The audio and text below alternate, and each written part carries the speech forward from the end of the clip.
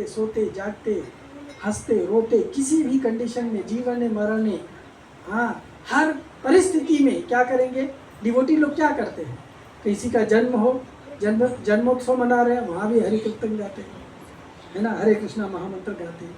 कहीं मरण हो गया है, वहाँ भी जमा होकर के हरे कृष्ण महामंत्र गाते हैं। उनका गीत में जो है उसमें कोई वैरायटी नहीं है, सिर्फ धुन में वैरायटी है, आस्वादन के लिए धुन में वैरायटी है, लेकिन उनके गीत में वैरायटी नहीं है ना, यही गाते रहते हैं। महाप्रभु ने तो फिर भी ऑप्शन दिया है, जानते हैं क्या ऑप्शन दिया है? महाप्रभु ने ऑप्शन दिया है कि सब लोग जो है अपने अपने घर पे दो चार जन मिल करके हाथे ताली दिया, हाथ से ताली बजाओ और गाओ, हरे कृष्णा कृष्णा कृष्णा हरे हरे, हरे राम राम राम हरे हरे। अगर ये गाते गाते ऐसे लगा कि ये थोड़ा ज़्यादा ही स्वाद लग रहा है, थोड़ा और जीवा का स्वाद थोड़ा सा बदलना चाहिए, जैसे हम लोग प्रसाद खाते खाते चटनी खाते हैं ना बीच बीच में, है ना, या एक मिर्ची का बाइट ले लेते हैं, या कभी कभी एक स्वीट का बाइट ले लेते हैं, है ना। तो महाप्रभु ने कहा कि अगर ऐसा कुछ मन करे तो गाओ, हरिहराय नमः कृष्ण यादवाय नमः, हरिहराय नमः कृष्ण यादवाय नमः, यादवाय माधवाय केशवाय नमः, यादवाय माधवाय केशवाय नमः। और ये खाते खाते भी अगर आपको लगे कि कुछ और स्वाद में परिवर्तन करना है तो गाओ, कृष्णा कृष्णा कृष्णा कृष्णा कृष्णा कृष्णा कृष्णा हरे, कृष्णा कृष्णा कृष्णा कृष्णा कृष्णा कृष्णा कृष्णा हरे, राम राघव राम राघव राम राघव रक्षमा, राम राघव राम राघव राम राघव रक्षमा, राम राघव राम राघव राम राघव पाहि नाम, राम राघव राम राघव राम राघव पाहि नाम, कृष्ण केशव कृष्ण केशव कृष्ण केशव रक्षमा, कृष्ण केशव कृष्ण केशव कृष्ण केशव रक्षमा, कृष्ण केशव कृष्ण केशव कृष्ण केशव पाहि नाम, कृष्ण केशव कृष्ण केशव कृष्ण केशव पाहि नाम। तो महाप्रभु ने हमको ये तीन वैरायटी दिया है, तीनों हरिनाम है। तीनों क्या है? हरिनाम है। मतलब हर परिस्थिति में क्या करो? हरिनाम लो, हर परिस्थिति में हरिनाम लो। और जो व्यक्ति हर परिस्थिति में हरिनाम लेगा उसको ही महाप्रभु की असली कृपा प्राप्त होगी।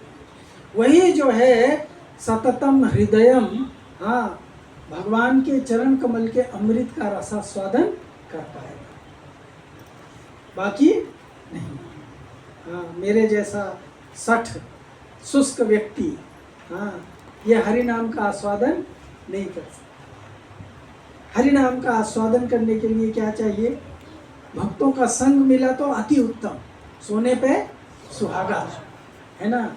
और अगर भक्तों का संग नहीं मिला तो भी अकेले में भी हरिनाम करो तो भी उत्तम, है ना। एटलीस्ट सोना तो है, एटलीस्ट सोना तो है। तो इस तरह से ये दो श्लोकों में कृष्ण भक्ति करना है और अतो भक्तिर अधोक्षज है, और क्या करना है? भगवान का नाम लेना है। क्या कहा है इसमें? जनेतु आशु वैराग्यम, और हम लोग कल चर्चा कर रहे थे डिटैचमेंट का, है ना, अनासक्त होने का, राइट। तो अनासक्त होने के लिए आपको प्रयत्न करने की जरूरत नहीं पड़ेगी। अनासक्त होने के लिए, भौतिक जगत से अनासक्त होने के लिए प्रयत्न करने की जरूरत नहीं पड़ेगी। केवल कृष्ण के शरण में चले जाओ, दिन रात कृष्ण का नाम लो। जनयति आसु वैराग्य, तुरंत वैराग्य उत्पन्न हो जाएगा। तब आप बड़े प्रेम से कहोगे, ओरे मन भाल नहीं लागे ये संसार, ये संसार अब अच्छा नहीं लगता है। सुनने के टाइम में ऐसा लग रहा होगा, थोड़ी देर बाद नीचे उतरेंगे तो बहुत अच्छा लगेगा, है ना, बहुत अच्छा लगेगा। फिर कहेंगे भाल लागे यही संसार, यही संसार हमें बहुत अच्छा लगता है। पर भक्ति विनोद ठाकुर जी बोल सकते हैं कि भाल नहीं लागे ये संसार, ये संसार अच्छा नहीं लगता है, राइट। और जनयति आसु वैराग्यम, ज्ञान तो बाय प्रोडक्ट है। इसका प्रमाण क्या है? इस्कॉन का एक भी सीरियस डिवोटी जो है ना, थोड़ा दिन भी अगर भक्तों के संग में आ गया है ना, उसको कोई भी मायावादी या कोई भी ज्ञानी पुरुष जो अन्य संप्रदायों से है या अन्य कर्मकांड से है, उसको डिफीट नहीं कर सकता। ये चैलेंज है, ये चैलेंज है, उसको डिफीट नहीं कर सकता है। क्यों? उसको ऑटोमेटिक इतना ज्ञान आ जाता है, राइट। आसु वैराग्यम आसु ज्ञानम, ज्ञान भी तुरंत मिल जाता है। और उस ज्ञान के भरोसे वो बड़े बड़े 30 मार खा के छक्के छुड़ा सकता है। हमारे किशोर प्रभु हैं, वो अपना बताते रहते हैं, हाँ, कि ऐसे कितने 30 मार खा लोगों के वो भांडुप पे छक्के छुड़ा रहे हैं, है ना, राइट। तो हर एक व्यक्ति कर सकता है, आप खुद ही अनुभव कर सकते हैं। मैं ही जब पहले कभी किसी से ऐसे ही चर्चा किया करता था, तो कभी कभी लगता था कि इस आदमी को मैंने शट डाउन कैसे कर दिया, मुझे ही सरप्राइज होता था। हाँ, तब बाद में धीरे धीरे पता चला, नहीं, ये गीता पढ़ने का कमाल है, हरिनाम जप करने का कमाल है, भक्तों का संग करने का कमाल है। राधा गोविंद महाराज को एक बार कुछ श्लोक लेकर के भगवत गीता का महाराज ऐसे प्रवचन दे रहे थे, तो महाराज ने प्रवचन में कुछ कहा, हाँ, कि मान लो मेरे 4 बच्चे हैं। हाँ, तो कुछ लोग जो है उनको कंफ्यूज हो गए, वो आपस में दो श्लोक थे, आपस में चर्चा करने लगे कि देखो महाराज मैरिड है। तो किसी ने बोला, नहीं यार, वो तो सन्यासी है, वो कैसे मैरिड होंगे, वो तो साधु के कपड़े पहने, वो मैरिड नहीं है। बोले नहीं, मैरिड है, वो खुद बोल रहे हैं, मान लो मेरे 4 बच्चे हैं। राइट। तो ऐसे लोग भी अगर रहेंगे कथा सुनने वाले, जो कथा के मर्म को, शब्द के मर्म को न समझ करके उसको कुछ और ही समझेंगे, राइट। महाराज के पास में एक बार कुछ लोग जो है भगवत गीता का कुछ श्लोक जानने के लिए गए, तो महाराज के सर्वेंट को पूछ करके महाराज के पास गए, महाराज आपसे कुछ प्रश्न है हमारा, आपने जो क्लास दिया उससे लेके रिलेटेड हमारा कुछ प्रश्न है। तो महाराज बोले, मैं डर गया कि इसका क्या प्रश्न हो सकता है, हाँ, इसका क्या प्रश्न हो सकता है, मैं डर गया। तो मैंने पूछा कि कहाँ से प्रश्न पूछने वाले हैं आप? तो बोला भगवत गीता से पूछूंगा। तो बोले, तब महाराज बोले, तब मेरी जान में जान आया कि चलो भगवत गीता से प्रश्न पूछेगा, मतलब ये कहीं से भी पूछेगा, इसको मैं हैंडल कर लूँगा।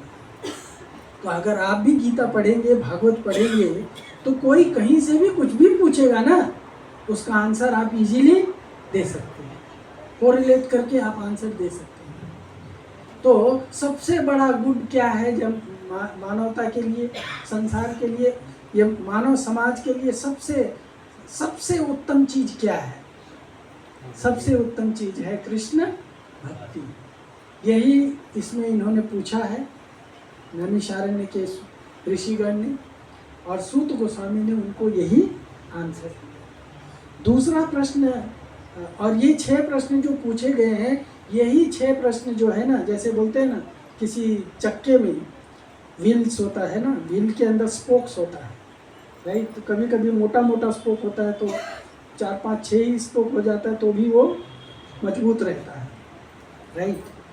तो ये 6 प्रश्न जो है यही स्पोक्स है, और ये स्पोक्स जो है यही प्रश्न के इर्द गिर्द पूरे भागवतम की चर्चा डिपेंड है। अगर हम इन प्रश्नों के उत्तर को ही सही तरीके से समझ लिए तो थोड़े में संक्षिप्त में हमने भागवत जान लिया, संक्षिप्त में हमने भागवत जान लिया। तो दूसरा प्रश्न क्या पूछा, हाँ, सभी शास्त्रों का सार क्या है? क्या पूछा? सभी शास्त्रों का सार क्या है?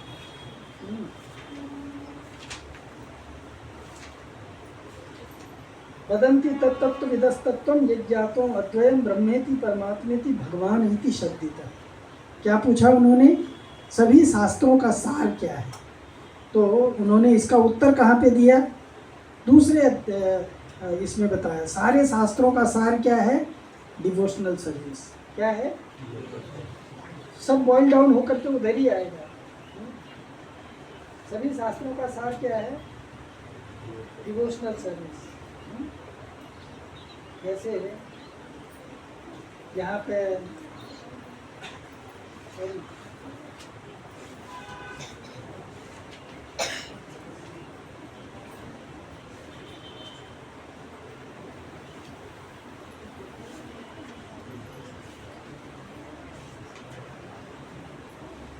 वो जो पहला श्लोक पढ़ा था वो श्लोक में मैंने गलती से वो श्लोक निकाल दिया था। तो वो क्या पूछते हैं? भूरिणी भूरि कर्माणि श्रोतव्यानि विभागस अथ साधो अत्र यत् सारम समृद्धृत्या मनीषया ब्रूहि भद्राय भूतानां येन आत्मासु प्रसीदति। शास्त्रों के अनेक प्रकार हैं और उन सब में अनेक नियमित कर्मों का उल्लेख है जिनके विभिन्न विभागों का वर्षों तक अध्ययन करके ही सीखा जा सकता है। अतः हे साधु, कृपया आप इन समस्त शास्त्रों का सार चुन करके समस्त जीवों के कल्याण हेतु समझाएं, जिससे उस उपदेश से उनके हृदय पूर्ण रूप से तुष्ट हो जाएं। क्या पूछा उन्होंने? इतने सारे स्क्रिप्चर हैं। कितने स्क्रिप्चर हैं जानते हैं आप? अनलिमिटेड है। अनलिमिटेड स्क्रिप्चर है। ऑफ कोर्स वेदांत सूत्र जो है वो उसका सबका ओरिजिनेशन है, वो सबका इंग्रेडिएंट है, वहीं से सब निकले हैं। लेकिन अनंत शास्त्र हैं और इन अनंत शास्त्रों में कृष्ण की अनंत कथाएं मेंशन हैं। और शास्त्रों का 3 विभाग किया गया है। कौन कौन से? तमोगुण के शास्त्र, रजोगुण के शास्त्र और सत्वगुण के शास्त्र, राइट। तमोगुण का शास्त्र किसको कहा जाता है? वो शास्त्र जिसमें देवी और शिव जी का चर्चा किया गया है वो तमोगुणी शास्त्र कहलाते, जैसे शिव पुराण, देवी भागवत एक्सेट्रा। जिन शास्त्रों में देवताओं की उपासना की चर्चा की गई है, देवताओं के उपासना की चर्चा की गई है, वो शास्त्र रजोगुणी शास्त्र कहलाते हैं। और जिन शास्त्रों में विष्णु की चर्चा की गई है या विष्णु से संबंधित जितनी शक्तियां हैं उनकी चर्चा की गई, विष्णु तत्व की, वो सारे शास्त्र सतोगुणी शास्त्र कहलाते हैं, राइट। तो कहा गया है चाहे वो रजोगुणी शास्त्र हो, चाहे सतोगुणी शास्त्र हो, चाहे तमोगुणी शास्त्र हो, हाँ, आदिम अंतम च मध्यम च हरि ही सर्वत्र गीयते। किसकी चर्चा है? सर्वत्र हरि की चर्चा है, चाहे वो रजोगुणी हो चाहे सतोगुणी हो, लेकिन उसको परकुलेट करना, उसको निकालने आना चाहिए, है ना। कहा जाता है ना कि दूध के अंदर घी है, दिखता है? नहीं दिखता है। गन्ने के अंदर शक्कर है, दिखता है? नहीं दिखता है ना। और तिल के अंदर तेल है, तो क्या आप तिल डाल के और छौका मार लेंगे? तेल डाले बिना तिल डाल दो, राई डाल दो, सीड डाल दो, छौका मार लो बिना तेल का। तेल तेल ही तेल है नहीं है, है ना। तेल है उसमें पर दिखता नहीं है ना। उसी तरह से ऑफकोर्स वो तो आत्मा के समझने के लिए एनालॉजी दी गई है कि पश्यति आत्मा विवेकता, हाँ, कि आत्मा को विवेक से, बुद्धि से जाना जाता है। जिस तरह से गुड़, ईख के अंदर हम गुड़ देखते हैं, इच्छो गुड़म, हाँ, पैसी घृतम, दूध के अंदर घी देखते हैं, हाँ, और तिले तैलम, तिल में तेल देखते हैं। सो उसी तरह से अगर हमको शास्त्र जानेंगे और अगर उसका प्रोसेस नहीं जानेंगे, शास्त्र में से कृष्ण तत्व को निकाल लेने के लिए, तो हम शास्त्र को क्या समझेंगे, कुछ गड़बड़ी समझेंगे, या तो उसको कर्म कांड का या हमारी भौतिक इच्छाओं की पूर्ति का या और कुछ करने का। पर वास्तव में सारे शास्त्रों में किसकी चर्चा है, भगवान की। इसीलिए उन्होंने पूछा कि इस जगत में अनेक प्रकार के लोग हैं, अनेक प्रकार के शास्त्र हैं, और लोग अनेक प्रकार के शास्त्र पढ़ते हैं, सब कुछ पढ़ते हैं। हिंदी में कहावत कहा गया ना, पिंकी पढ़ी पढ़ी जग मुआ, पंडित भयानक हो। क्यों नहीं पंडित होते हैं? क्यों? क्योंकि जो शास्त्र का जो रस है वही नहीं मिला, भक्ति रस जो है वही नहीं मिला, कृष्ण की भक्ति का जो रस है वही नहीं मिला, तो आप पंडित कैसे होंगे? लेकिन अगर आप भक्ति रस प्राप्त कर लिए तो आप पंडित हो जाएंगे, किसी के भी प्रश्न का उत्तर दे देंगे। पंडित कहाँ से, ये शब्द कहाँ से आया जानते हैं? जगन्नाथपुरी में भी पंडा है, राइट? पंडा से पंडित हुए हैं, करेक्ट। पंडा शब्द का मतलब होता है वो व्यक्ति जो सत और असत में भेद कर सकता है, वो पंडा कहलाता है। कौन व्यक्ति? जो सत और असत, सार वस्तु और असार वस्तु में जो भेद कर सकता है वो पंडा कहलाता है, राइट? तो जो सार और असार में भेद करे वही पंडित है। कपड़ा पहनने से, जनेऊ पहनने से, ये सब करने से कोई पंडित नहीं बनता, राइट? तो असली पंडित कौन है? असली पंडित वो है जो सार वस्तु क्या है? सार वस्तु कृष्ण है। और असार वस्तु क्या है? इस जगत में कृष्ण को छोड़ करके जितना भी कुछ है सब कुछ असार है, सब कुछ असार है। तो शास्त्रों में भी बहुत सारा चीजें दिया गया है, पर अगर हमको चर्निंग करना नहीं आता है, राइट, तो हम वो सार वस्तु को नहीं निकाल पाएंगे। इसके लिए क्या किया जाता है? शास्त्र का अध्ययन करने के लिए उसको भी बोलते हैं विश्लेषणात्मक अध्ययन करना, एनालिटिकल स्टडी, राइट? उसके लिए क्या करना चाहिए? एक योग्य टीचर को पकड़ना चाहिए, एक योग्य गुरु को पकड़ना चाहिए।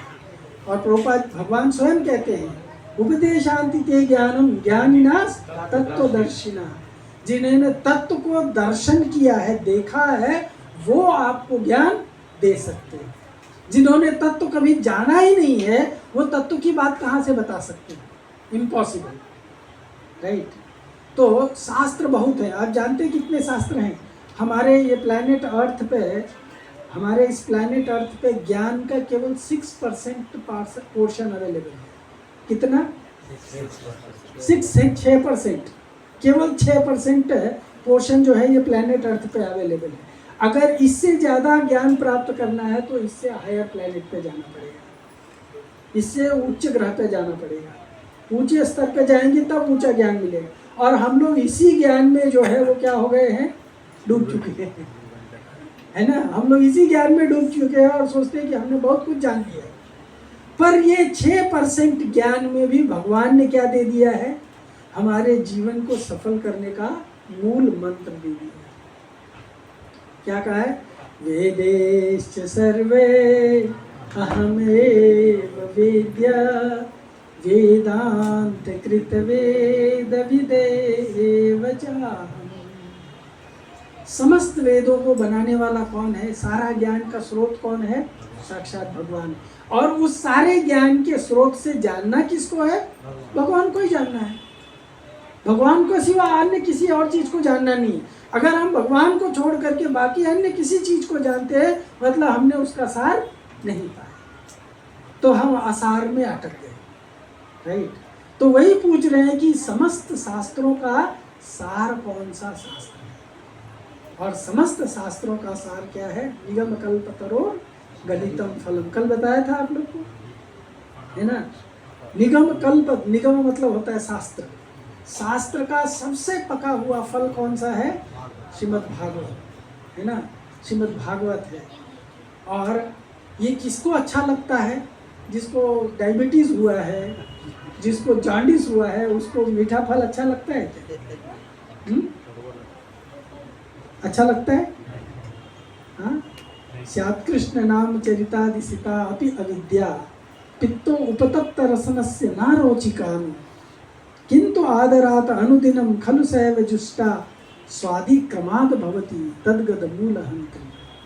अगर जड़ से अज्ञान को खत्म करना है तो भक्तों का संग करो, कृष्ण कथा का चर्चा करो, चर्निंग करो उसको। हाँ, चर्निंग करना है। ऐसा नहीं कि सामने बैठे सुने, प्रसाद लिए चले गए, बाद में भूल गए। हाँ, क्या हुआ क्या नहीं हुआ, ये ऐसे नहीं करना चाहिए। भक्ति रसामृत महाराज जब हम लोगों को IIT में पढ़ाने के लिए आते थे तो हमको जो चीज़ पढ़ा करके जाते थे वो चीज़ मैं घर पे जा करके तुरंत निकाल के पढ़ता था। ऐसा नहीं कि मैं अभी क्लास में से आ रहा हूँ, सुना तो है ही है, हाँ, उसको तुरंत निकाल करके पढ़ना शुरू कर देता था। जिसका परिणाम ये हुआ कि मैं अपनी सारी नौकरी वोकरी छोड़ करके ये सैफरन पहन। अगर वो नहीं किया होता तो शायद शर्ट पैंट पहन के कहीं बीच में बैठा होता, अगर रुचि होती आप लोगों की जैसी तो। पर वो श्रवण करने का और उसको स्टडी करने का, जो एनालिटिकल स्टडी करने का जो कीड़ा था, हाँ, स्टूडियस नेचर का जो कीड़ा था, वो कीड़ा के कारण हम आज परिवर्तन हो चुका है। तो अगर चेतना में परिवर्तन लाना है, चेतना में परिवर्तन लाना है तो क्या करना पड़ेगा? यही कह रहे हैं कि शास्त्रों का एनालिटिकल स्टडी। पर कौन सा शास्त्र पढ़ें? बहुत सारे शास्त्र हैं। हाँ, हमारे बिल्डिंग में एक लड़का रहता था, जयवीर, वो केंद्रीय विद्यालय में पढ़ता था और हमेशा जो है उसके घर में वो रस्सी वाली खटिया थी। जब भी वो स्कूल से आता था, स्कूल में भी खेलते ही रहता था, जब भी स्कूल से आता था तो तुरंत किताब ले करके और खटिया में चला जाता था और खटिया में जा करके और उसके बाद में फिर वो अपना टेक्स्ट जो है, स्कूल का टेक्स्ट जो है वो खोल लेता था और पढ़ना शुरू कर देता। उसके माँ बाप को लगता था कि वो बहुत ज़्यादा पढ़ रहा है। पर हम लोग तो सब मित्र लोग जाते थे अगल बगल में, तो जब हम उसके पास जाते थे तो वो बुक के अंदर रख करके चंदा मामा और चंपक पढ़ता है ना। तो दिखाने की कोशिश करता था कि मैं क्या पढ़ रहा हूँ, मैं अपना स्कूल का टेक्स्ट बुक पढ़ रहा हूँ।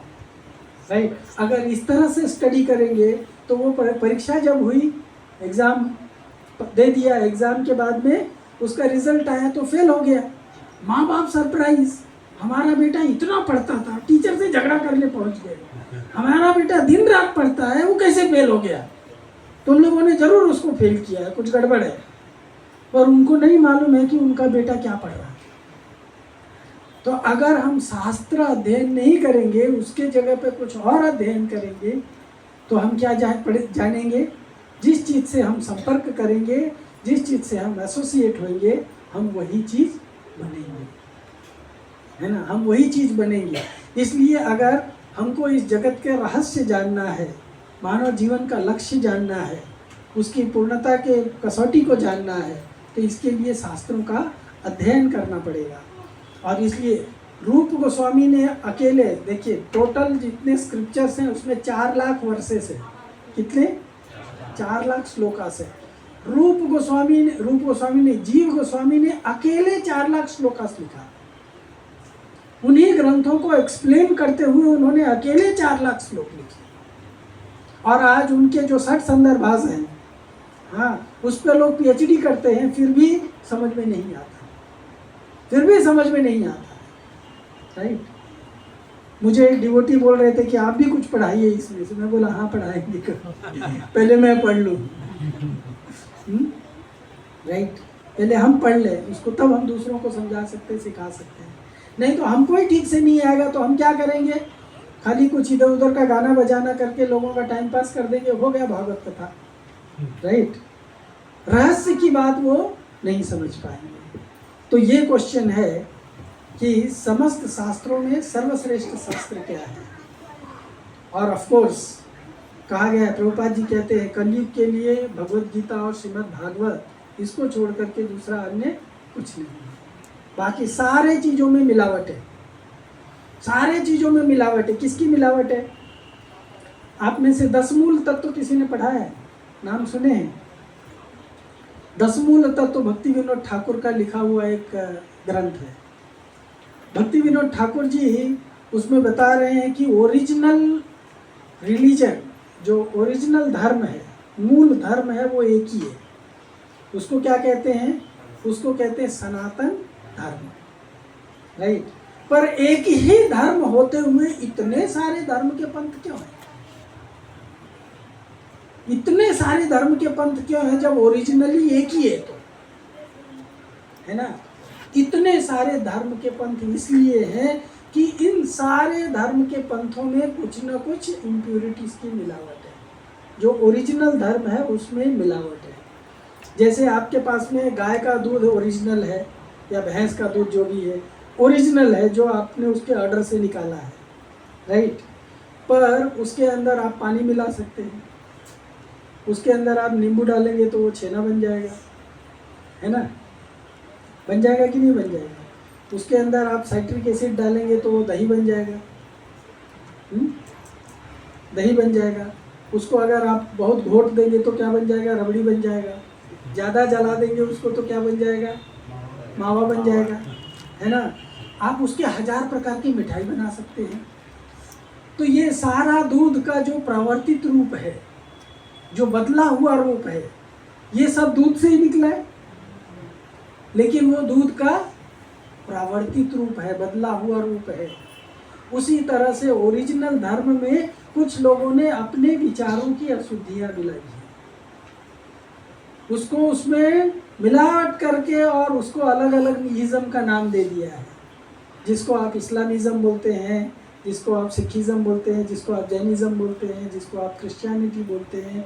इज्म और नीति के बीच में वो सब भटका हुआ है, राइट। पर ये ओरिजिनली कहाँ से निकला हुआ है? सब ये सब सनातन धर्म से निकला हुआ है। इसका रूट सनातन धर्म है, राइट। सनातन धर्म में इसका रूट है। तो उसी तरह से समस्त शास्त्र, प्रभुपाद जी का जो, प्रभुपाद जी कहते हैं ना कि जो चैतन्य चरितामृत है, चैतन्य चरितामृत इवन भागवतम इत्यादि से भी श्रेष्ठ और स्वीट है, उससे भी श्रेष्ठ और स्वीट है। ये महाप्रभु की स्पेशल देन है जगत को। क्या है? जब कविराज को स्वामी चैतन्य चरितामृत लिखने वाले थे, जब भक्तों ने उनसे निवेदन किया तो लिखने के लिए उन्होंने क्या किया? वो चले गए मदन मोहन जी के पास में आज्ञा मांगने के लिए, और मदन मोहन जी ने उनको आज्ञा किया। वो कविराज गोस्वामी तो खुद कहते हैं कि मदन मोहन जी ने मुझे पर्सनली चैतन्य चरितामृत डिक्टेट किया है। भक्तों ने उनको सुना करके ब्रीफ तो किया ही था।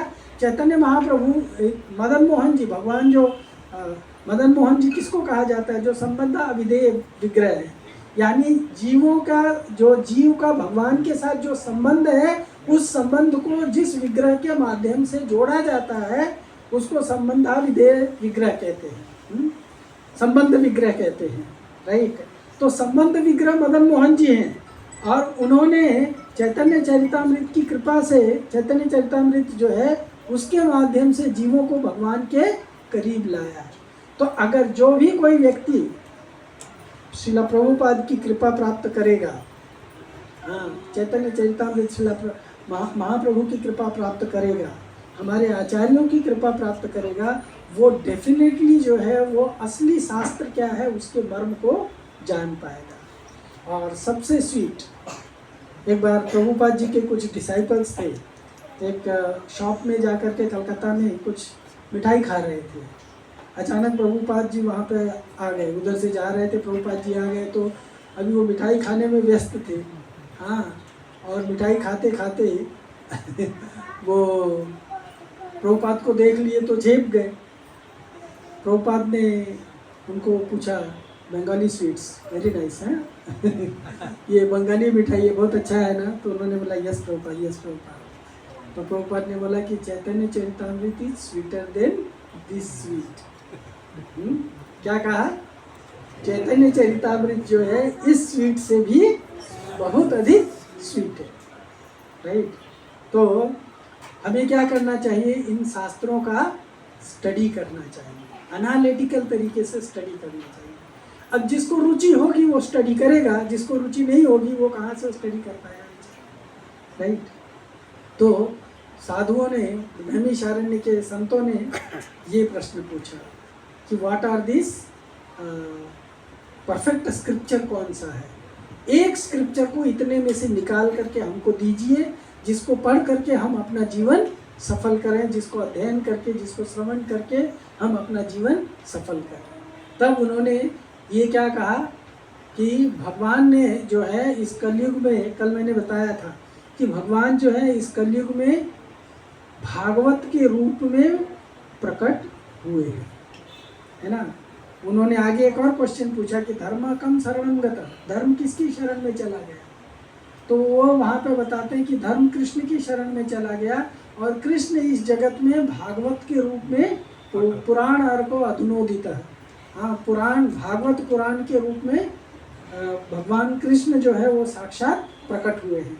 तो जो भी व्यक्ति इस भागवत से संपर्क बनाएगा, भागवत से रिलेशन बनाएगा, भगवत गीता से रिलेशन बनाएगा, उसका रिलेशन किससे होगा? भगवत गीता स्टडी करना मतलब साक्षात भगवान से सुनना, और भागवत का स्टडी करना मतलब भगवान के बारे में सुनना, राइट। भगवान के विभिन्न इनकारनेशन के बारे में भगवान से सुनना, राइट। तो ये दूसरा क्वेश्चन था उनका, जिसके इर्द गिर्द पूरे भागवतम की चर्चा जो है विथ केस स्टडीज। हाँ, चैतन्य चरितामृत का भी ऐसा ही है। स्टार्टिंग के 5 चैप्टर आदि लीला के वो जो फाउंडेशन है, वो फाउंडेशन अगर किसी ने समझ लिया तो बाकी जो है जितनी लीलाएं हैं पूरे मध्य लीला में, अंत लीला में, ये इवन आदि लीला का बहुत सारा पोर्शन, ये सब जो है केस स्टडी है। उन तत्वों को समझाने के लिए केस स्टडी है। उसी तरह से ये भागवत में भी बाकी सब जो है, ईशानु कथा, मनवंतर कथा, ये जो 10 टॉपिक डिस्कस किए गए, ये सारे टॉपिक्स जो है ये क्या है, ये केस स्टडीज। हम लोग कल उनके बारे में थोड़ा बहुत जानने की कोशिश करेंगे। तीसरा क्वेश्चन पूछा कि कृष्ण का अपीयरेंस का कारण क्या है, कृष्ण के अवतार ग्रहण करने का कारण क्या है, पर्पस ऑफ कृष्णस अपीयरेंस। सूत जानासि भद्रम ते भगवान सात्वतां प्रति देवक्या वसुदेवस्य जातो यस्य चिकित्सया। हे सूत गोस्वामी, आपका कल्याण हो। आप जानते हैं कि पूर्ण पुरुषोत्तम भगवान देवकी के गर्भ से वसुदेव के पुत्र के रूप में किस उद्देश्य से प्रकट हुए, क्या उद्देश्य, क्या पर्पस लेकर के भगवान जो है प्रकट हुए थे। इवन ये जो एसेंस ऑफ ऑल स्क्रिप्चर्स जो है प्रीवियस क्वेश्चन का, उसका सेकेंड कैंटो में, हाँ, या दूसरे चैप्टर में, इसी कैंटो में उसका डिटेल में आंसर दिया गया है। हाँ, उसको पढ़ते समय अगर हम अच्छी तरह से बारीकी से पढ़ते जाएंगे तो हमको उसका भी अच्छी तरह से समझ में आता जाएगा। और पर्पस ऑफ कृष्णास अपीयरेंस, तो भगवान जो है इस जगत में किस कारण से प्रकट हुए हैं, ये दूसरे अध्याय में और तीसरे अध्याय में, दोनों में भगवान के जन्म लेने का उद्देश्य बताया गया है। क्या है? भावयत ये सत्वेन लोकाना वै लोक भावना लीलावतार अनुरतो देव तिर्यक नरादिशु। यानी इस प्रकार भगवान जो सारे ब्रह्मांड के स्वामी हैं, देवताओं, मनुष्यों तथा निम्न पशुओं में अवतरित सारे ग्रहों का पालन पोषण करने वाले हैं, वे अवतरित होकर के शुद्ध सत्व में रहने वालों का उद्धार करने के लिए लीला करने हेतु प्रकट होते हैं भगवान। तो इस जगत में लोगों को अपनी ओर आकर्षित करने के लिए भगवान लीला करने के लिए प्रकट होते हैं। भगवान ने भगवत गीता में खुद ही बताया है कि वो इस जगत में कब और क्यों प्रकट होते हैं। यदा यदा, सब लोग बोलिए साथ में, यदा यदा हि धर्मस्य ग्लानिर्भवति भारत अभ्युत्थानं धर्मस्य तदात्मानं सृजाम्यहम् साधूनां विनाशाय च दुष्कृतां धर्म संस्थापनार्थाय संभवामि युगे युगे। भगवान कहते हैं हर युग में मैं प्रकट होता हूँ। किस लिए? जब जब धर्म की हानि होती है, धर्म की हानि क्या कहलाती है, और धर्म की हानि करने वाले कौन लोग? आप में से बहुत सारे लोगों ने ईशोपनिषद पढ़ा होगा। ईशोपनिषद में बताया गया है कि सबसे ज्यादा नुकसान कौन लोग करते हैं? पढ़े लिखे लोग करते हैं। ईशोपनिषद में क्या बताया गया है? जगत का सबसे बड़ा नुकसान कौन लोग करते हैं? जो ज्यादा पढ़े लिखे लोग होते हैं, और वो अपने पढ़ाई लिखाई के बल पे क्या करते हैं? लोगों के जाकर के मिस इंटरप्रिटेशन करते हैं तत्वों का, राइट। तो इसीलिए जब व्यक्ति को अगर रहस्य पता नहीं है और अगर हम उस व्यक्ति से रहस्य की बात सुनने की कोशिश करेंगे तो हम भी फंस जाएंगे, राइट। इसीलिए रहस्य की बात जो है किससे सुनना चाहिए? रहस्य की बात हमको उस व्यक्ति से सुनना चाहिए जिस व्यक्ति को इसके बारे में नॉलेज है, जो रहस्य को जानता है। तो भगवान कहते हैं कि जब जब धर्म की हानि होती है, धर्म की हानि क्या है? जब व्यक्ति कृष्ण भावनामृत से पतित होता है, वो धर्म की हानि कहलाती है। क्योंकि इस जगत में सबसे बड़ा धर्म क्या है? अथो भक्ति रधोक्षज है। कृष्ण की भक्ति करना ही, कृष्ण से कनेक्टेड रहना ही सबसे बड़ा धर्म है। और अगर जो कृष्ण भाव से पतित हो जाता है, वो व्यक्ति जो है वो धर्म से पतित हो गया, राइट। ये धर्म की सबसे बड़ी हानि है। तो भगवान जो है इसको कैसे रिस्टोर करने के लिए आते हैं? आप जानते हैं भगवान इस जगत में जब अवतार लेते हैं तो सबसे महत्वपूर्ण कार्य क्या करते हैं? कौन बताएगा?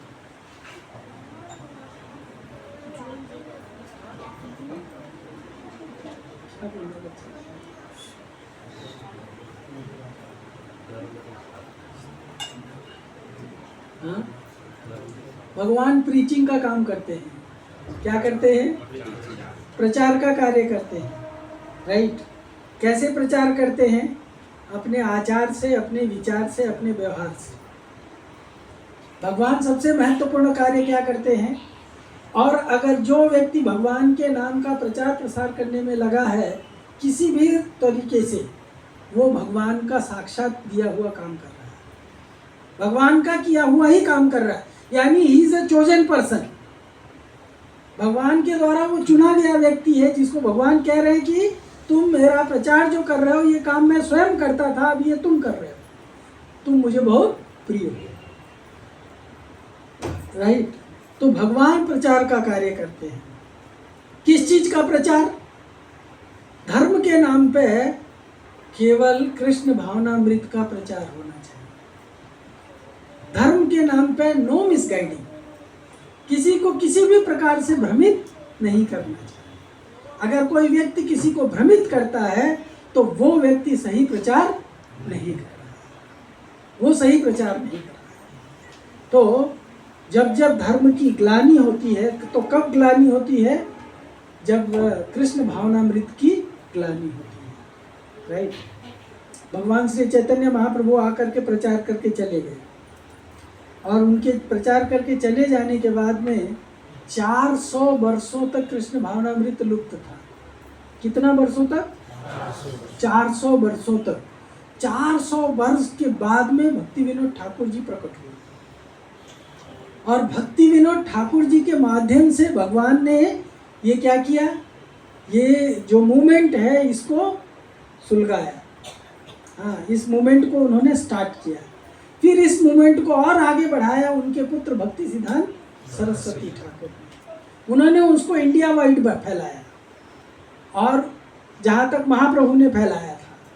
लेकिन महाप्रभु ने प्रेडिक्ट किया था, पृथ्वी ते आछे जत नगर आदि ग्राम सर्वत्र प्रचार होइबे मोर नाम। तो उसको करने के लिए उन्होंने क्या किया? लोचन दास ठाकुर ने चैतन्य मंगल में लिखा है, हाँ, मोर सेनापति भक्त यही तथाई, यदि पापी छाड़ी धर्म दूर देशे जाए।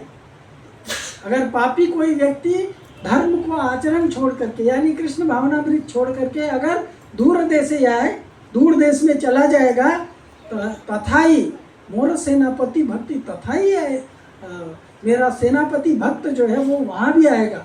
और वो सेनापति भक्त कौन थे? श्रील प्रभुपाद। वो सेनापति भक्त, इसलिए श्रील प्रभुपाद ने कहा कि आई विल डू दैट, मैं करूंगा उस चीज को, कार्य को, और महाप्रभु प्रभुपाद जी अकेले निकल गए अमेरिका, और अकेले अमेरिका में जाकर के भी उन्होंने तहलका मचा दिया। प्रभुपाद खुद लिखते हैं कि अगर मेरे जैसे 2, 4 और 10 लोग हो जाते तो ये विश्व को हम 18 दिन में बदल देंगे। इस पूरे विश्व को हम 18 दिन में बदल देंगे। लेकिन उतना डेडिकेटेड होना चाहिए जिसके रोम रोम में कृष्ण कॉन्शियसनेस जो है, कृष्ण चेतना जो है वो घर कर गया है। प्रभुपाद के रोम रोम में कृष्ण चेतनामृत घर कर गया था। उसका प्रमाण क्या है? प्रभुपाद की नज़र जिस तरफ भी जाती थी, जहाँ भी देखते थे, कोई घर देखते थे, कोई हॉल देखते थे, कोई मकान देखते थे, प्रभुपाद यही बोलते थे, अगर ये घर मुझे मिल जाए तो इसको मैं मंदिर बना दूंगा, यहाँ मैं राधा कृष्ण के विग्रह को इंस्टॉल करूंगा, यहाँ पे भक्त आएंगे, सब लोग मिल करके कीर्तन करेंगे, हरे कृष्णा कृष्णा कृष्णा हरे हरे, हरे राम हरे राम, राम राम हरे हरे। प्रभुपाद को ऐसे बहुत सारे अवसर भी मिले और प्रभुपाद के बहुत सारे अवसर छीन भी लिए गए।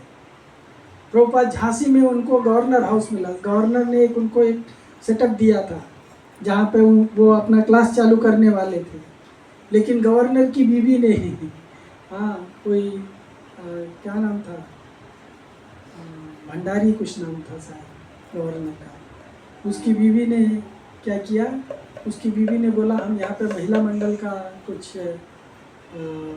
सेटअप खोल लेंगे, यहाँ पे हम लोग महिलाओं का कुछ कार्यक्रम करेंगे। तो प्रभुपाद जी से वो भी छीन लिया गया। प्रभुपाद को इवन उनके खुद के गुरु भाइयों ने भी हेल्प नहीं किया। प्रभुपाद ने कृष्ण भावनामृत के प्रचार प्रसार के लिए बहुत स्ट्रगल किया। अगर हर एक व्यक्ति इस तरह से स्ट्रगल करेगा तो डेफिनेटली 18 दिन में कृष्ण भावनामृत पूरे विश्व में फैल जाएगा। प्रभुपाद ने अकेले ही पूरे विश्व में फैला दिया, राइट। तो कृष्ण भावनामृत का ह्रास होना ही धर्म की ग्लानि है, और इस धर्म को फिर से स्थापित करने के लिए भगवान पर्सनली आते हैं या प्रभुपाद जैसे अपने पार्षदों को भेजते हैं। 400 बरस तक लुप्त रहा, लेकिन भक्ति विनोद ठाकुर जी ने आकर के उसको फिर से स्टार्ट किया और प्रभुपाद जी ने उसको विश्व के कोने कोने में पहुंचा दिया, राइट। अगर प्रभुपाद जी कहते हैं, जाते समय प्रभुपाद जी ने कह रहे हैं कि I have done my part, it's now your turn. Prabhupada ने क्या कहा है? मैंने मेरा काम कर दिया, अब आपका समय आया है, अब आपको क्या करना है आप डिसाइड करो, राइट। तो अगर हमको कृष्ण से कृपा प्राप्त करनी है तो हमें क्या करना पड़ेगा? कृष्ण के नाम का, कृष्ण भावनामृत के प्रचार प्रसार करने के लिए हमसे जिस प्रकार का भी सहयोग हो सकता है, हमें हर उस प्रकार का सहयोग करना चाहिए। इसके लिए हमको खुद को दृढ़ संकल्पित होना चाहिए, दृढ़ संकल्पित होना चाहिए, फैसिलिटेट करना चाहिए, अरेंज करना चाहिए, लोगों को बुलाना चाहिए, लोगों को सुनाना चाहिए, लोगों को कृष्ण से किसी न किसी प्रकार से कनेक्ट होने की कोशिश कराना चाहिए। तो ये है भगवान के इस जगत में अभ्युत्थानम अधर्मस्य, अधर्म को उखाड़ना है और धर्म की यानी कृष्ण भावनामृत का पुनः सृजन करना है, ये भगवान का उद्देश्य होता है। यही पूछ रहे हैं कि भगवान इस जगत में किस पर्पज से आए, तो भगवान इस जगत में यही मुख्य उद्देश्य लेकर के आए। समय होता चला जा रहा है, अभी क्या कर रहे हैं, अभी तो 6 क्वेश्चन पर भी नहीं पूरा हो पाया।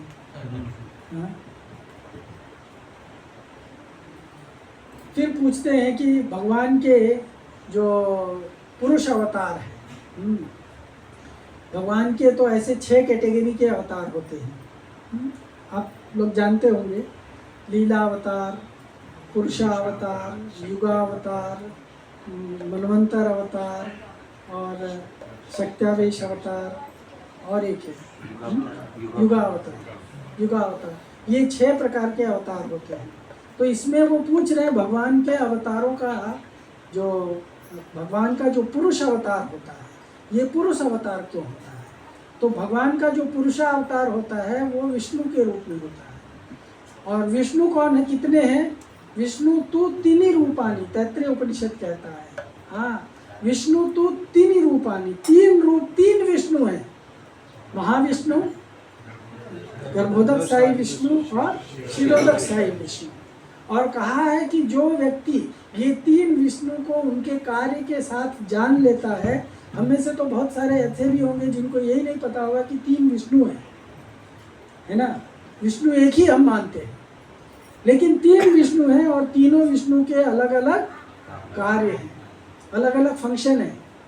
महाविष्णु क्या है? वो भी परमात्मा है, पर वो किसके परमात्मा है? वो महत तत्व के परमात्मा है, राइट। और ये गर्भोदक साई विष्णु वो भी परमात्मा है, पर वो हर ब्रह्मांड के परमात्मा है। और क्षीरोदक साई विष्णु वो भी परमात्मा है, वो कण कण में व्याप्त परमात्मा है, वो हमारे अंदर भी है, राइट। तो ऐसे ये तीनों विष्णु के बारे में तीसरे अध्याय में इसमें डिटेल में चर्चा किया गया है, तीनों विष्णु के बारे में।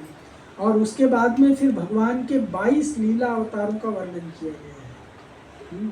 22 लीला अवतारों का वर्णन किया गया है। अभी हमारे पास में समय तो नहीं है कि हम उनके बारे में बताएं, पर मैं कल आपको उसके बारे में बताऊंगा कि हर एक अवतार का उद्देश्य क्या है, पर्पस क्या है। शॉर्ट में हम लोग जानने की कोशिश करेंगे कि हर एक भगवान का जो अवतार है उस अवतार का पर्पस क्या है, वो अवतार भगवान ने क्यों किया। और सारे अवतारों के फाउंटेन हेड कौन है? एते चाम सकला पुंसा कृष्णस्तु भगवान स्वयं इंद्रारी व्याकुलम लोके मृड्यंती युगे युगे। ये भी एक पर्पस है कि भगवान हर युग में अवतार लेते हैं, पर वो कौन है? कृष्णस्तु भगवान स्वयं, कृष्ण ही स्वयं भगवान है। तो कुछ लोग बोलते हैं फिर ये राम कौन है, नरसिंह कौन है, वराह कौन है, वामन कौन है? ये सब भी भगवान है, पर ये भगवान के अवतार है। ये किसी तथाकथित उद्देश्य को लेकर के अवतार लिए, तथाकथित उद्देश्य की पूर्ति होते ही वो अवतार भगवान जो है वो वाइंड अप कर लेते हैं। लेकिन ये तीन पुरुष अवतार के माध्यम से भगवान जो है इस भौतिक जगत का जो गेम है वो खेला खेलते हैं। कृष्णेर यतेक खेला सर्वोत्तम नर लीला नर बपु तहार स्वरूप। भगवान जो है मानव रूप में अवतार लेते हैं, राम कृष्ण ये जो पुरुष अवतार हैं। हाँ, तो ये भगवान की समस्त लीलाओं में से सर्वोत्तम लीला गिनी जाती है, सर्वोत्तम लीला गिनी जाती है।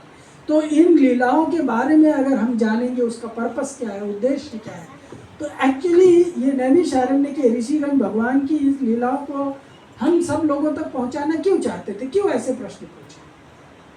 क्यों? क्योंकि वो तैत्तरीय उपनिषद का ये स्टेटमेंट जानते थे कि जो भी विष्णु के तीनों स्वरूपों को तानि ज्ञात्वा विमुच्यते थे, वो व्यक्ति जो है इस भौतिक जगत के हर प्रकार के बंधन से मुक्त हो जाएगा। हर प्रकार के देखो कितना इजी है बंधन से मुक्त होना, पर हम बंधन से मुक्त होना ही नहीं चाहते। हम बंधन से मुक्त होना ही नहीं चाहते।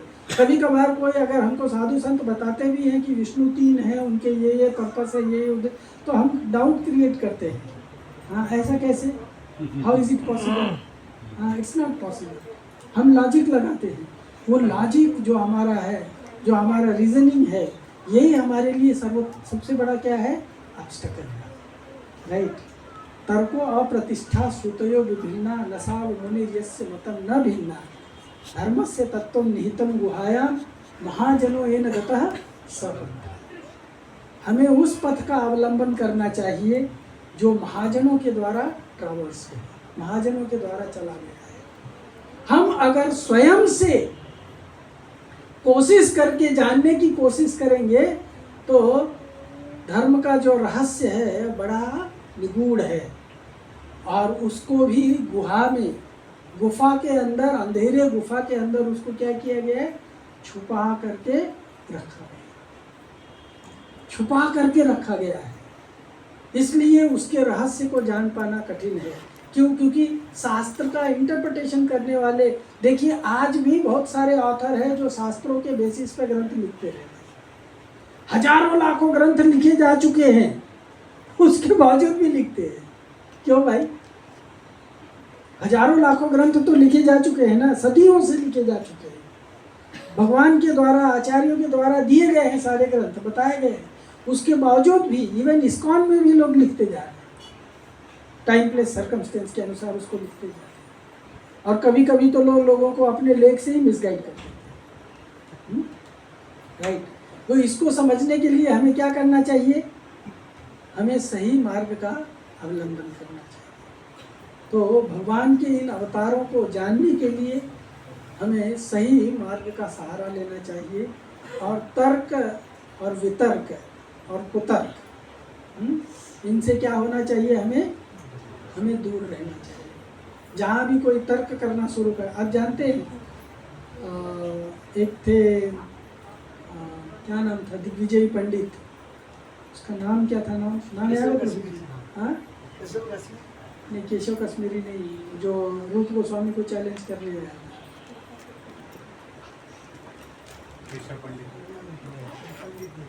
उसको पंडित था, रूप नारायण कवि। हाँ, वो रूप नारायण जो है वो एक विजय पत्र लेके चलता था। क्या लेके चलता था? एक विजय पत्र, और सबको चैलेंज करता था। किसके लिए? शास्त्रार्थ करने के लिए। और जो कोई भी उससे शास्त्रार्थ में डिफीट हो जाता तो विजय पत्र पे सिग्नेचर करवाता उससे, ये लिखवा करके कि मैंने तुमको डिफीट किया है, तुम साइन करो। हाँ, और इस तरह से वो बड़ा लंबा विजय पत्र बना लिया था। जब वो जिस रास्ते से निकल जाता था, सारे विद्वान उस समय जैसे सुन लेते थे कि वो रूप नारायण आ रहा है, भाग जाते थे चुरा। वो रूप नारायण वृंदावन में आया, रूप गोस्वामी का नाम सुना था, वृंदावन में आया और रूप गोस्वामी के पास चला गया और जाकर के उनको चैलेंज किया कि मैंने सुना है आप बहुत बड़े विद्वान हैं, आप मुझसे शास्त्रार्थ कीजिए और मुझे डिफीट कीजिए, और अगर आप मुझे डिफीट नहीं कर सकते तो आप ये विजय पत्र साइन कर दीजिए। रूप गोस्वामी ने क्या कहा?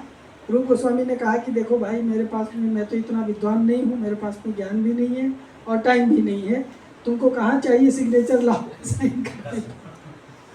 और उन्होंने साइन कर दिया। क्यों? क्योंकि फालतू वाद विवाद में अपना समय नष्ट नहीं करना चाहिए, हमारे आचार्य हमको सिखाते हैं।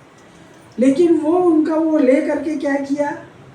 वो ले करके और पूरे वृंदावन में सबको जाकर के फैलाना शुरू कर दिया कि मैंने रूप गोस्वामी को डिफीट कर दिया, ये देखो उन्होंने लिखित में मुझे दे दिया है, वो मुझसे हार चुके हैं। यही बताते बताते वो यमुना के तट पे आया, यमुना के तट पे केसी घाट के पास, वहाँ पे उनको जीव गोस्वामी जी मिल गए। जीव गोस्वामी को भी बोला कि तुम बोलते हो तुम्हारे अंकल बड़े विद्वान हैं, तुम लोग बड़े विद्वान हो, देखो तुम्हारे अंकल को मैंने डिफीट कर दिया, और उन्होंने पत्र साइन कर दिया। तो जीव गोस्वामी ने अपने मन में सोचा कि ये इम्पॉसिबल है, how can he defeat him, ये इनको डिफीट कैसे कर सकता है? हाँ, तो उन्होंने बोला ठीक है, तुमने डिफीट कर दिया, चलो मेरे से शास्त्रार्थ करो। तो मैं उनका चेला हूँ, तुम पहले मुझे डिफीट करो। तो उन्होंने उसको रूप नारायण को लेफ्ट राइट उसको डिफीट कर डाला और डिफीट कर दिया, और ये खबर जो है पूरे ब्रज में फैल गई, रूप गोस्वामी तक पहुंची। और जब रूप गोस्वामी जी के पास में जीव गोस्वामी जी गए तो रूप गोस्वामी ने उनको बोला कि तुम क्या करके आए हो? You are not qualified to stay in Vrindavan, तुम वृंदावन में रहने के योग्य नहीं हो, क्वालिफाइड ही नहीं हो, वृंदावन छोड़ो और तुरंत निकल जाओ यहाँ से। अभी वो गुरु भी हैं और उनके रिलेटिव भी हैं, और क्या कह रहे हैं? अब तुम वृंदावन छोड़ो और तुरंत भाग के जाओ यहाँ से। तो अभी वो वृंदावन छोड़ करके कहीं दूर चले गए, एक जगह है कुछ तो नाम है उसका, वहाँ जा करके क्रोकोडाइल, हाँ नंदगांव के पास, हाँ वहाँ क्रोकोडाइल केव में जा करके रहने लगे। सनातन गोस्वामी घूमते घूमते एक बार पहुँचे वहाँ पे, और सनातन गोस्वामी ने उनको वहाँ पे देखा कि वो टोटल इमेशिएटेड हो चुके थे, हाँ मरने ही वाले थे, मरणासन हो गए थे। उन्होंने पूछा ये तुमने क्या हालत बना रखा है, हाँ जीव दया। तो बाद में फिर उन्होंने समझ में आ गया कि रूप गोस्वामी ने इनको निष्कासित कर दिया है। तो रूप गोस्वामी के पास में आकर के उन्होंने बोला कि रूप, तुम लोगों को जीव दया शिक्षा करते हो, तुम्हारे अंदर खुद पास में जीव दया है क्या? मतलब तब रूप गोस्वामी समझ गए कि जीव गोस्वामी के बारे में बोल रहे हैं। हाँ, तो बहुत लंबी स्टोरी है, लेकिन फिर वो उनको वहाँ से बुलाता है।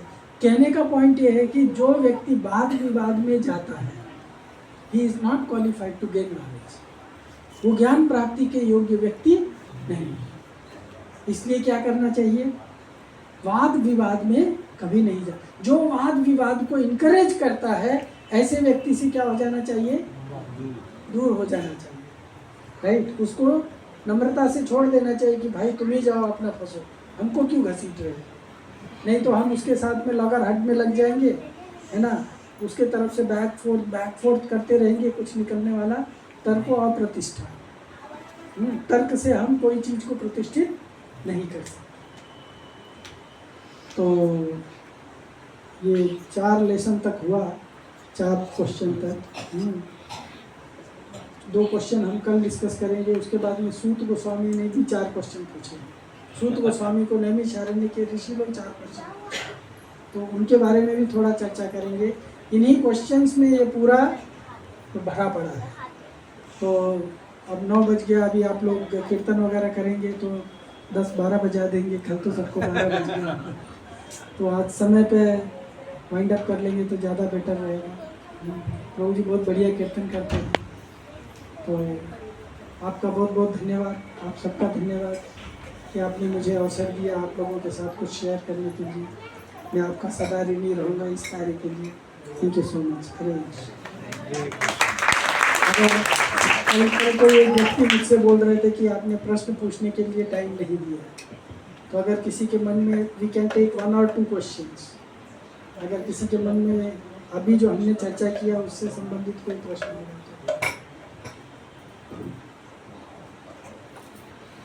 तो टाइम दे दिया, अभी प्रश्न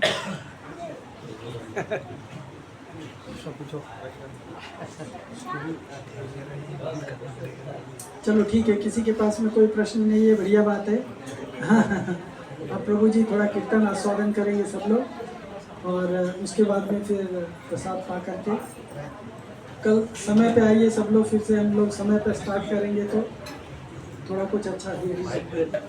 हरे Krishna, thank you so much. Hare Krishna.